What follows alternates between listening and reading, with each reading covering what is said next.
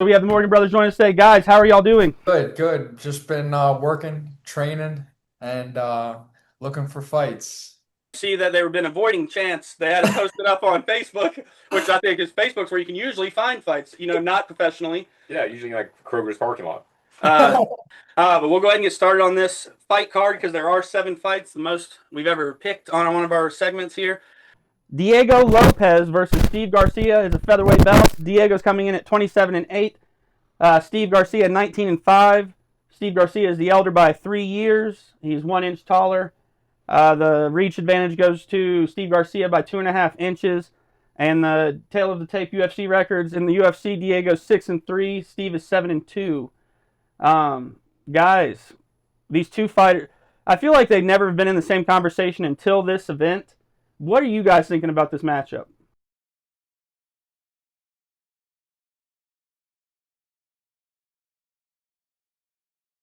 For the belt. So when you're in that mindset, you're determined to get that belt back. And I think he's on a mission. And also he's been training with Oklahoma State, the wrestling team. So I think we see a lot of offensive wrestling from Lopes.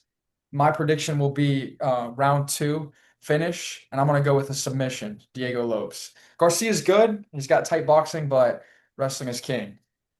I'm going to second that. So, like Chase said, he's working with Oklahoma State, and their head coach is David Taylor. He's a world-renowned wrestler and one of the best in the United States. And I believe he's going to be in his corner on Sunday night. So, expect fireworks from him. I'm hoping to see some offensive wrestling from Lopes and those nasty hooks that he throws. But it will be a tight contest. Garcia is very tough and he's very technical with his striking, a lot more technical than Diego. So, I don't see a finish from Diego, but I do see him getting by with a split decision. So I'm going Lopes, split decision. Seeing it a little bit differently than you guys, but I'm going to mention a lot of the same points that you guys have mentioned. Steve Garcia is definitely the more efficient fighter here when you're looking at the fight statistics. He fights cleaner. Accuracy is a lot better with the punches, amount of punches thrown. He also gets hit less. I will say, though, Diego Lopez is the more exciting fighter. It's very much like a bull versus the matador here. Diego Lopez offers that. He's the exciting fan fighter. He offers that one-punch knockout power that we've seen numerous times, even a beautiful spinning back fist on the guy who barks, John Silva. Yeah, I slipped my head there for a second. Also, he has the ability to snap in a quick submission and while someone's trying to pass on the ground or anything like that. He's very quick. Diego is the slight favorite here, but in the fan of me wants to pick Diego because that's the most exciting fight for the fans. The chance of a knockout, and hopefully that would be how you, if you're taking Diego, that's how what you're kind of hoping is that it doesn't go the distance. The frugal better in me that says best bang for my buck, the one I feel the safest in, is actually picking Steve Garcia. Steve Garcia is plus money here, although slight. Lopez struggled a lot with Volkanovski, who is a fighter that is very good in his fundamentals, doesn't make a lot of mistakes, and never kind of fights outside of himself. I think Steve here with his technical boxing and just being such an efficient fighter is going to pay against Lopez here, who's I think going to be looking for the big knockout or a quick submission because of the stage he's on. So I'm thinking Steve Garcia here, points by points. I'm going complete opposite with you, Jay. I am taking Diego too, and that is because in a lot of my statistics, I saw that Diego has a lot longer of an average fight time than Steve, and so that's going to play a big factor. If you remember Rocky IV, the Russian never made it out of the first round in all of his exhibitions before that. So when Rocky took him into the 5th and further rounds, he was very winded and tired. I can see that happening here. In addition, Diego, Go Diego Go was a fantastic show. It's often overshadowed by Dora the Explorer, but really it's a very good show on its own. It talks more about animals and wins and stuff like that. So really, it's hard to compare them, even though they have the same Spanish vibe. But Diego Go is second to none. I think Diego has a really good shot here of winning this. I'm going to take probably a 3rd round finish, probably a submission.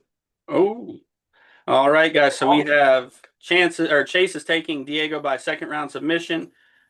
Chance is taking Lopez by the distance, right? Correct? Yep. And I'm going Steve Garcia distance. Tommy is going 3rd round submission. We're going to go on to the next fight here. We have, all right, it is Bo Nickel versus Kyle Dawkins. It is a middleweight fight. Bo Nickel is coming in at 8-1. Kind of new to the UFC still, has only had 9 MMA fights, but he's had a lot of wrestling matches. Kyle Dawkins is 17-4 and 1 no contest. Kyle is 3 years older. Height is only 1 inch. reach. There is no advantage. They're both southpaw. Kyle Dawkins is 4-4 in the UFC, and Bo Nickel is 5-1. I feel like Bo Nickel is someone that the UFC has been heavily excited about, and they kind of, I feel like, needed somebody to fight him for this card just to get him on it because he's an American fan favorite. If I'm having to pick here between the two, it looks like it's going to be a clean thing here. Like Bo Nickel, why not? He's the college wrestling champion, former college wrestling champion. Dana loves him, so you'd think he went and got him an opponent that Bo can do well against on a large stage. You don't want to see someone that you invested so much time and screen time to go down in flames on the biggest stage against. And it's a big stage. I don't know if you saw like screenshots, but the actual octagon is massive. Yeah. The pictures don't do it justice. It is big. You guys see it.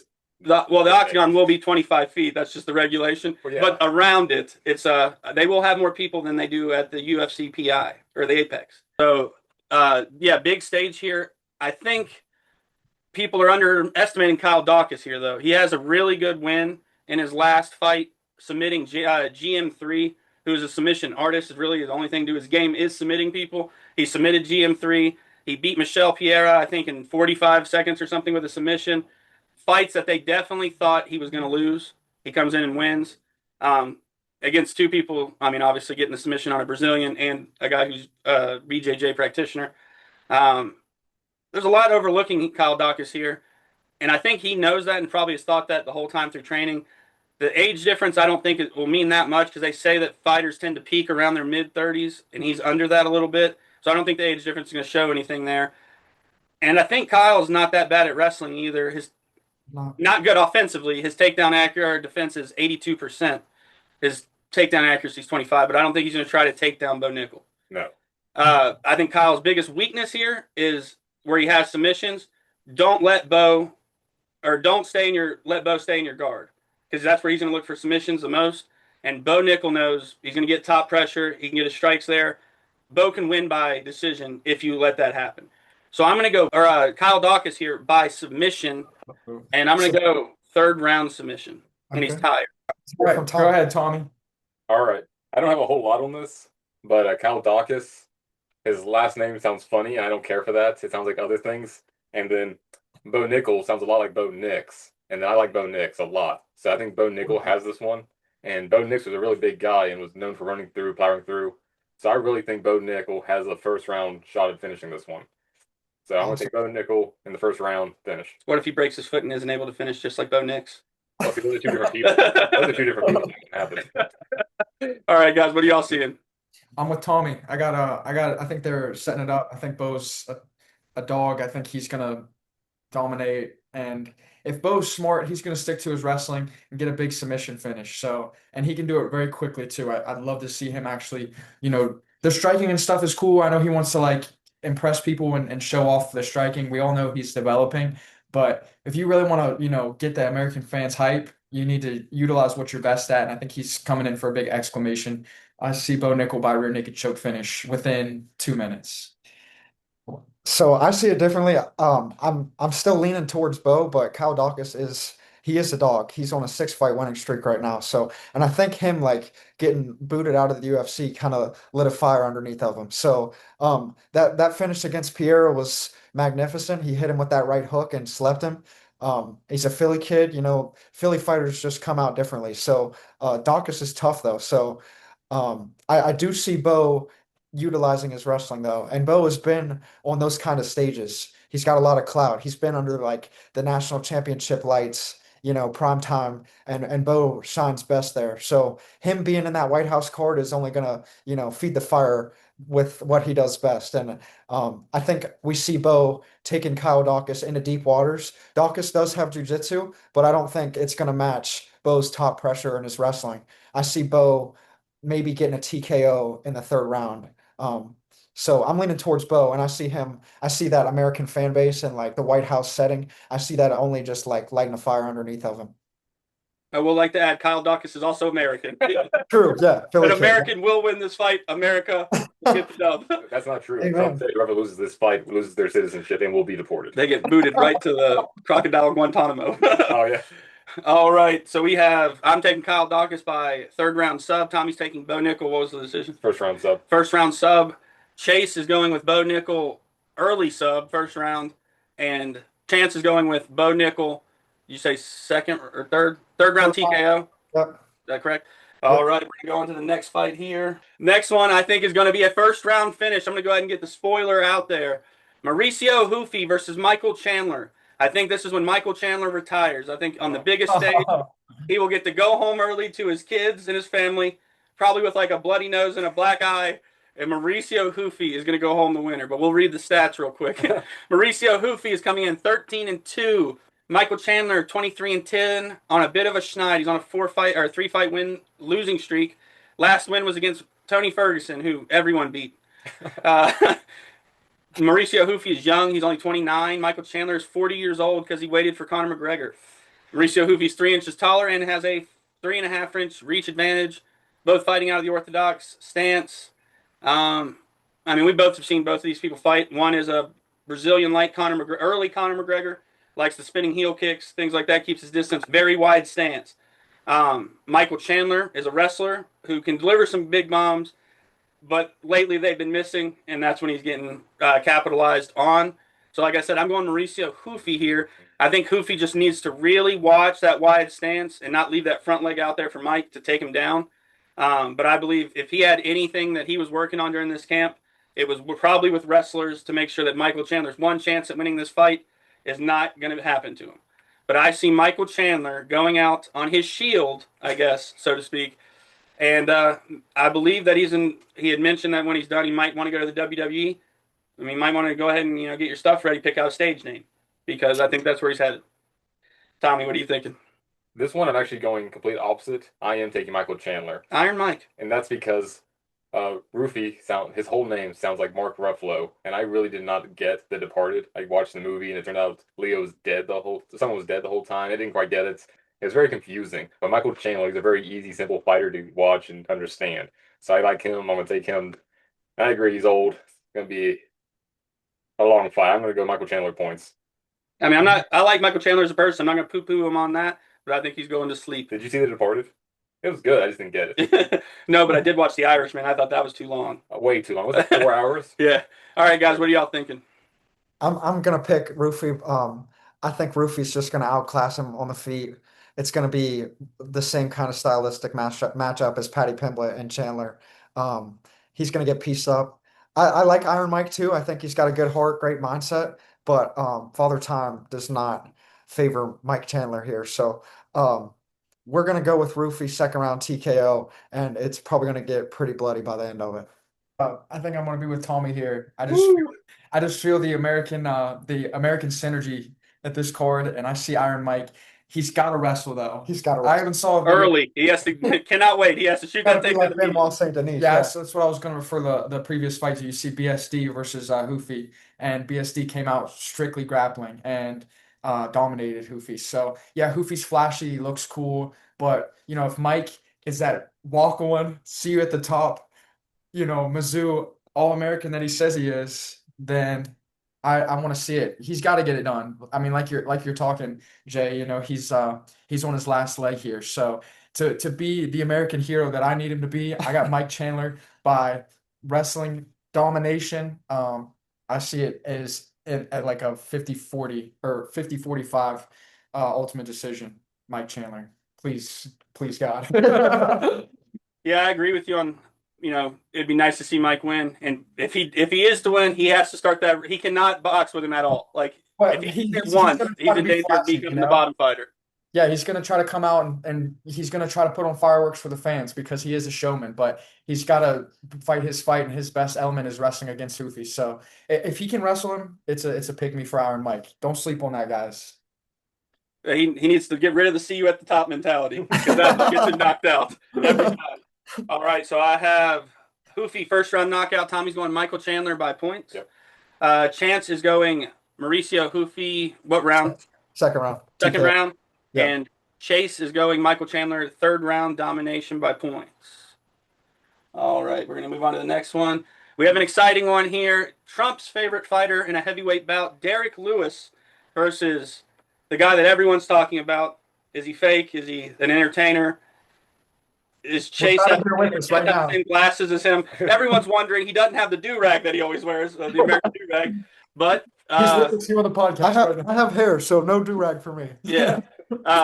Josh Hockett is talking shit to everyone. He's trying to fight 155 Ilya Taporia Damn. for some reason. Uh, he's coming in at 9-0. He was a San Francisco 49er, Tommy. If you want to believe that. Does he have the radiation? No, it's the electricity. Yes, but is he fighting with known cancer? Pop. No, I don't know. I think he went to. Did he go to Fresno State too, guys? Yeah, two-time All-American And I wrestler. think an interesting little snippet in here you learned from like the press outings. Bo Nichols said that one fighter during the tournament tried to actually win the fight and not stall and tie, and it was Josh Hockett, who had the least amount of wrestling experience. I think he'd only wrestled 2 years before going against Bo Nichols, and Bo Nichols was the big bad favorite. Everyone was scared of him and his abilities, and Josh Hockett almost got a takedown on him. Josh Hockett is coming in at 9-0. He's only 28 years old versus Derek Lewis, who's 29-13. I think he still holds the most knockouts in the heavyweight division. He is 41 years old, though. He's coming in at 6'3". Hockett is 6'1". Reach is actually to Derek Lewis by almost 5.5 inches. Both fighters are orthodox, and Derek Lewis has a 30-pound weight advantage. I'll go ahead and let you guys start on this one.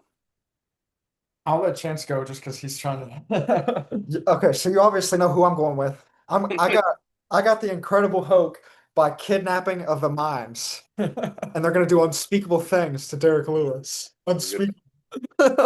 No, in all reality, I think Hoka will come out and put on a crazy pace, just like he did against Curtis Blades. Hoka talks a lot, but he does have that dog in him. He's got that heart, so he can back it up, and he just did that against Curtis Blades.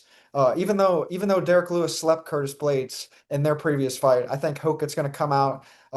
You did mention that 30-pound weight advantage, but I think Hoka can use it to his advantage, where he's going to be in and out, high pressure, high volume, and Derek Lewis is going to look a lot similar to the Costa fight, where he kind of gasses out and basically lays down for him. So I see Hoka gassing him by the second round and finishing the fight by TKO. That's my call. I'm backing little bro here. I'm with him. I see the wrestler mentality. I see the hype train. It should be pretty, dominant from Hockett. If he stays smart and just goes past the first round, Derek Lewis gets tired pretty easily, pretty quickly. So I see Josh Hockett by second round TKO, aka middle finger. Lots of middle fingers. He is the only UFC fighter to win a fight by middle finger. Only one in history. Tommy, you want to go? Sure. Derek Lewis is so fat when he hauls ass, he has to make 2 trips. I am taking Josh Hawkins. Derek Lewis is so fucking fat when he sits around the octagon, he sits around the octagon. I mean, I could sit here all day and talk about how fat Derek Lewis is, but this isn't an all-you-can-eat buffet, and Derek Lewis isn't snacking down, so I don't have all day. I'm thinking Josh. I just think Derek's gonna get tired. I just hate these fat guys that look like Martin Lawrence in a fat suit. I mean, it's not Big Mama's house. It's the White House. Take some respect. I'm taking Josh. This fight gives you the capability to be, or the possibility of becoming a stand for what he's going to do to this man, to be the best heavyweight in all the land. Josh Hockett is going to come out, I think, like a fucking shot out of a cannon. I think his biggest issue here is if you watch the very exciting Curtis Blades fight, he ate shots on purpose to deliver shots, and that is something you cannot do to Derek Lewis in round 1. That's true. So I would say if you watch that fight, he was not afraid of Curtis Blades' hands at all whatsoever. Even though some of the shots were pretty hard after watching. He even got stumbled by a few. He cannot do that to Derek Lewis. It'll be a first-round finish. I'm going Derek Lewis first-round finish here. Okay. Trump's favorite. I'm sure Trump will be right there, cage side. He might be in his corner. We don't know that he's not. Trump may be in Derek Lewis's corner. May have gave him something like some government issue, like drugs that won't show up or nothing. Trump Trump did tweet, "We're like this close to a Captain America in real life." That could be, and could be Derek Lewis. But I do think if he wins or loses, this may be Derek Lewis's last fight. 41 is we'll say what it is very old for a UFC fighter. You don't see many of them at 41, except for Matt Brown that's still going. No. Jim Miller, maybe. Jim Miller. Yeah, Jim Miller. He's 42. still going. I think he's aiming for like 45 or 50 UFC fights before he's finished. Yeah. He's getting close. Yikes. He's been in it for decades. But yeah, I'm going Derek Lewis. First round knockout. If it doesn't happen, then it's not going to happen, though. It will not happen. So we got Josh Hockett in second round. Both of you guys, What was your Yeah. finish? I'm gonna go second round too because Derek's gonna get sleepy. 3 second-round finishes for Hockett and Derek Lewis in the first round, which honestly it all agrees because if it goes into the second round, I think Hockett finishes it in the second. But I'm going for my pick, Derek Lewis first round. We're gonna move on to the next one, which obviously I love what's happening in the next one. I think that Amon is not looking great on the statistic on the fight odds and everything. I think he is a very good striker, and I think they did this for O'Malley to give him the fight that he can perform his best on the biggest stage. Amon's going to give him that. It's going to be a boxing match, a very technical striking match. I hope it's not both of them hanging on the outside looking for the counter. Usually Sean will need to be a little bit more aggressive to win those fights. If he does, I don't think Sean's going to knock out Amon. I think Amon's got a pretty good chin. And look at his last fights. He knocked out, got a win over Vera, Aldo, Pedro Munez, who's a stud, Basharat's a stud, and Arik Lang's on a 5-fight winning streak. And O'Malley's only losses are to Marab. Obviously, here, I think we know where we're going. I'm not changing my game up at all. Sean is going to find his 20th win. I think he's really looking to put a stamp here to get another shot against Marab. I think for a third fight, he needs another fight that's a little bit more competitive and higher ranked than this one. But I do think Sean gets the dub here, and he's probably going to say he's going to wait for Marab after that. Well, not Marab. He wants Peter Yan. I fucked it up. He wants Peter Yan, who is somebody that he's beaten twice. So I don't think he wants to fight the Peter Yan that beat Marab, though. That was terrifying. That was a great fight. But yeah, Sean O'Malley, I'm going by decision. Right. All right, Tommy. I'll take it. I think one of the big reasons Sean is on this card is because for the 250th, Trump wants to apologize to the Irish for how mean we were to them when they first got over here. So sorry to all the potato suckers out there. I think Sean's going to have this one. I think they'll pull some strings for Dana. And I think Dana really is just very envious of Sugar's hair, because if Dana could have hair, he would want to do multicolored and have fun with it again. Like, he couldn't do that when he was growing up because, like, it wasn't allowed at that time. And now fighters can't. It'd be weird. So I think Sean really has this one. It's going to be a tough one for him. At that light of a weight, 135, these guys don't have the much stopping power to them. No, which is wild. Almost 6 foot tall, 135. I bet it's very hard for them to shop for pants. Like, terribly. Very tough. Like, you go to the big and tall, but it's like tall and lanky store. So I'm thinking Sean. I'm thinking a third round finish. I really think Sean needs to impress because he's had a couple of lackluster performances, and he really needs this, along with the pageantry of everything going on, to really kind of elevate him and throw him back into the limelight. I agree with you, Tommy. I think you said it best. I think he needs to hype himself back up, and he definitely wants to go back at Jan. So I see Sean as well. Third round finish. He's going to try to get a knockout. He's definitely trying to get the thing about Sean is he's very particular with his shots, though. So if he doesn't get too meticulous trying to land that perfect blow, because he's always looking for that highlight knockout. If he just goes in there and is technically sound, I can see him outstriking, by a large margin, and then by the end just finally hitting that shot. So got Sean, third round knockout. I'm leaning towards Sean as well, and I think I'm going to base it solely off the fact of how Amon fought Cheeto Vera. It was honestly, in my opinion, I think Cheeto won that fight, and Cheeto was like pretty upset about that. He thought he got hosed, but I think maybe Sean is gonna, and I know Tim Welch too is plotting that. They're big like game plan guys, so they watched that fight multiple times, got a lot of film out of that, and you're gonna see Sean, like Chase said, hitting those precision shots, throwing that knee up. He'll probably hit him with that knee, catch him like he did Song Yadong. And I see a similar fight with like he did with Song Yadong. I don't see a finish from Sean, but I see him winning by unanimous decision, and I do see them scheming for Piotr Jan. I definitely see that as well. So Sean, unanimous decision on my part. Sean even said he's been prepping for this fight by Tim Welch turning on the sprinklers in the gym while they're training in case it rains. So he's prepared for everything. Which brings another big point. If a mosquito bites a fighter mid-fight and they develop West Nile virus, what about malaria? Will that come into play? Do they give a point to the extra guy, or how does that work? Or do they just have to finish it with Is the malaria? strike landed? They count it like an iPhone. One team, 1 point deduction. But yeah, I think all of us think shit is sweet because we're all going Sugar Sean here by victory. Yes, 2 by decision and 2 by third round knockout. Yep. We're both third. Yep. All righty, we'll move on to the next one here. The co-main event, which honestly depends on if you're a fan of heavyweights versus lightweights. It'd be a lot of people's main event because this has the making of being a very exciting fight we have Alex Pereira in his third weight class in the UFC, looking to become a 3-time champion in different weight classes, versus Cyril Gahn, who is a notorious eye poker and Yep. Tom Aspinall's worst enemy. Yep. Sidelined him for almost 365 days at this point. And almost probably has ended his UFC career because of Eddie. What's his name? Guerrero. No, he's the boxing guy that's English. It's his new agent.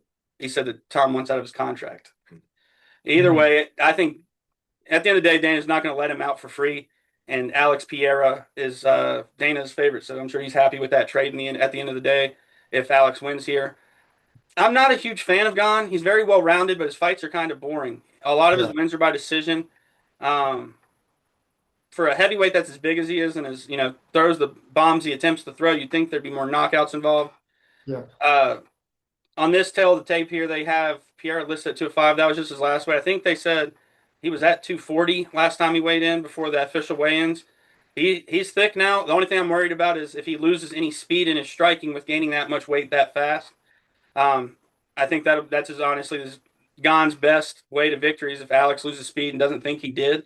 Because I've seen some sparring videos where Alex did look a little slow and he was getting pieced up by people who aren't even in the UFC, just sparring, which I don't know if he was like trying to eat the shots because he knew they weren't going to be strong or what, but it did not look good. But I'm going with Alex Pereira here. I think he has the kickboxing background way further than Cyril Gahn does. And Cyril Gahn, if we watch how quickly he tapped and how piss poor he was at wrestling against John Jones, that's not his strong suit, and that's really I would see the way of beating Pierre would be to try to get him down and test his Brazilian Jiu-Jitsu and his wrestling. And I just don't think Cyril Gahn's got that in his bag. So I'm going to go with Pereira here, second round knockout. I don't think this is going the distance. Tommy. I looked up stats.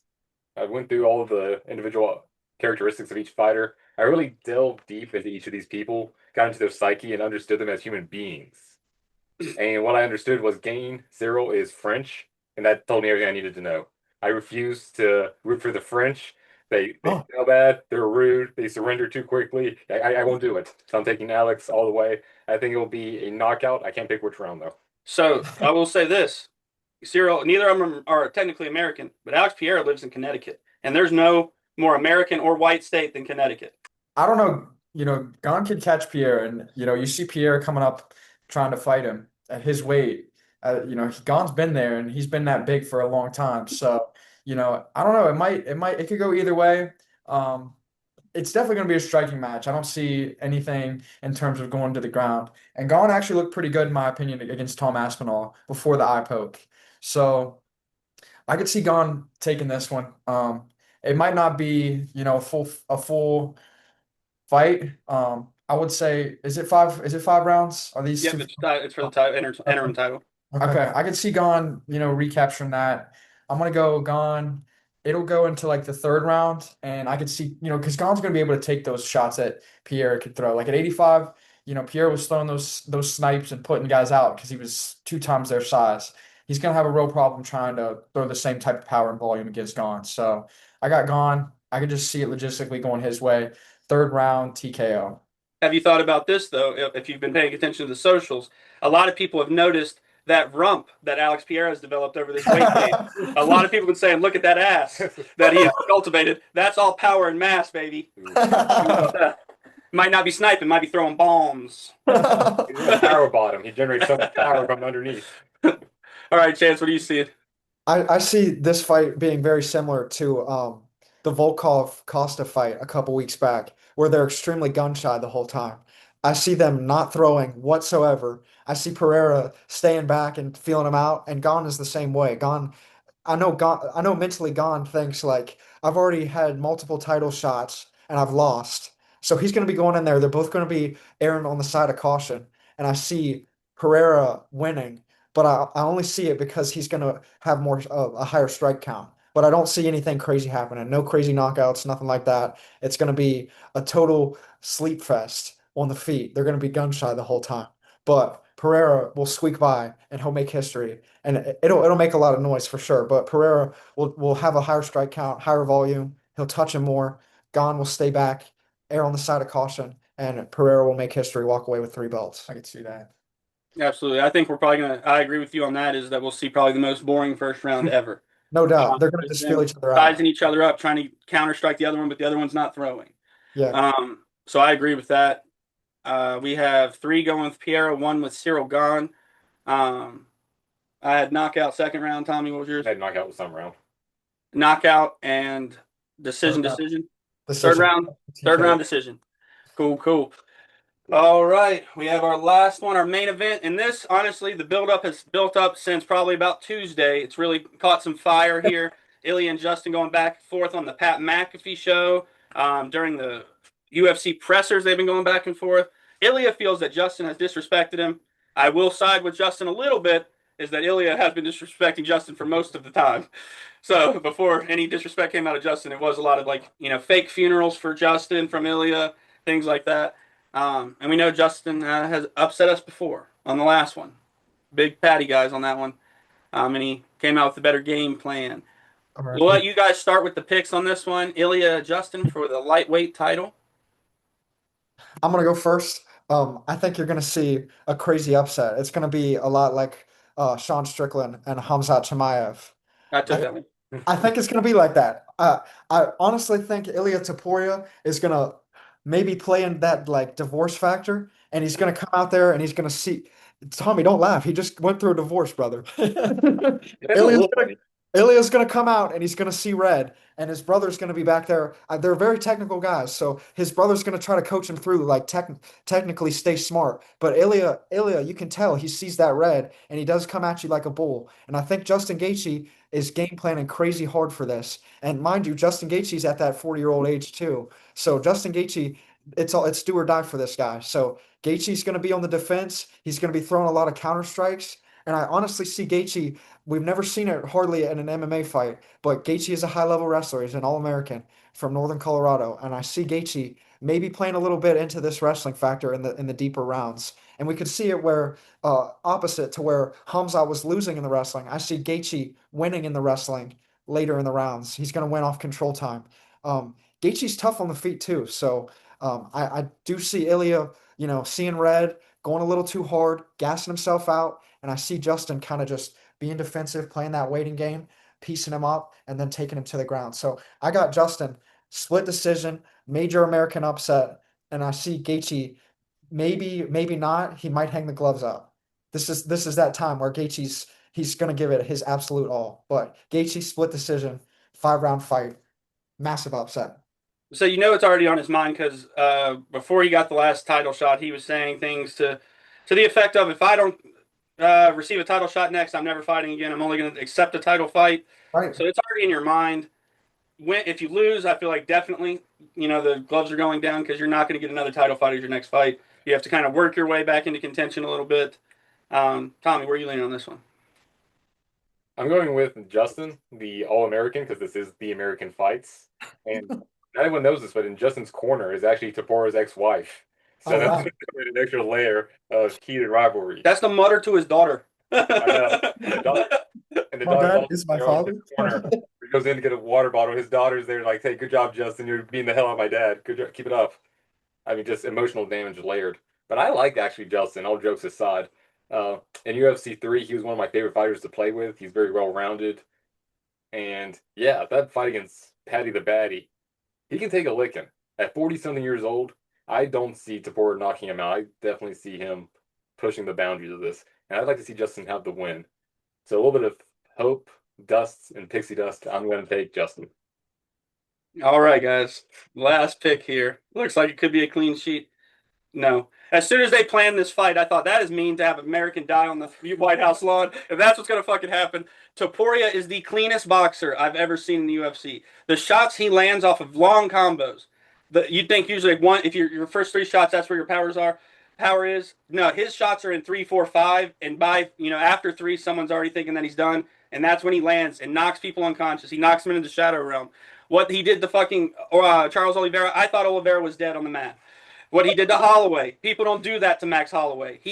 Max Holloway, in my opinion, before that fight, was the best boxer in the UFC, hands down, and it wasn't an argument. No, his hands were up. What he did to Holloway, unfreaking real. And what he did to Volkanovski, again, unfreaking real. I thought he retired Volk for a second. I think that this guy is the real deal. He really didn't have that much of a layoff as people are thinking. It was only like, it wasn't even half a year because he had to go through his divorce and things like that. I think Gaethje's going to have a great plan going forward. Trevor Whitman is a hell of a coach. I Yes. think the knockout comes around 2 or 3. If it doesn't happen, then I think Justin will make it to decision. I think Ilya's striking is just too crisp, too clean. The one thing I will say Justin has is he throws off balance shots a lot, and they're not really in the same arm angles that other people do. And if you're as dialed in and tight and as good at fundamentals as Topuria is at boxing, then those can kind of throw you off guard because it's not traveling that or the way you think it's going to travel. The punch takes sometimes either more or less time than you think it's going to take to get to the mark, so you might miss the block. But I'm going to Poirier here with knockout, and we'll say round 2. But that is all the fights for UFC Freedom 250. I hope that weather does not affect any of these fights and we get the most fair fights that we can. I also hope they don't get eaten by bugs being on a swamp. Yeah. That is DC. Guys, do you have anything closing out on the event? Don't sleep. Ilya round 1. Don't overthink it. Ilya's the GOAT. Did you take Ilya and I just didn't think about it? No, you're good. I was just Okay. I was going to say, I thought I was the only one taking agree. Ilya, and I just totally said, fuck Chase. I agree with you though. I'm the only communist in this group. You know that all the ones that y'all picked opposite me, I think this is the only time I'm the heavy favorite. Like, heavy. I think Ilya might have ended. He's at like 567, I think. I'm sorry, you just can't see that. Minus money. But- All right, guys. But Sunday night, we got competing. We got this and the Canes, game 6. Canes are going to close them out. It's a great weekend for sports. It really is. I think Saturday we have the Knicks Spurs, which I think that ends. I really do. I think the Spurs are done. I think game 2 WVU. And I think so. RAF. We got Yeah, Humpot, can't Dylan forget Dana. that. Oh yeah, Real American Real American Freestyle. Yep. Yes, sir. Are we ever going to see the Morgans in Real American Freestyle? Possibly. Fearless Okay. Wrestling. Or, American Gladiator is back on Amazon Prime. Huh? You guys want to do that? We're going to get you guys involved in every extreme sport we can. Also Let's at go. this event, I heard rumor Nitro Circus is going to be there. Are they going to jump the whole stadium? I Travis did. Pastrana, Saturday night. Travis Pastrana going to be on the White House lawn. Is he going to jump the White House? Yeah, are you going to actually do a Could back- do it. Could do it. All right, guys.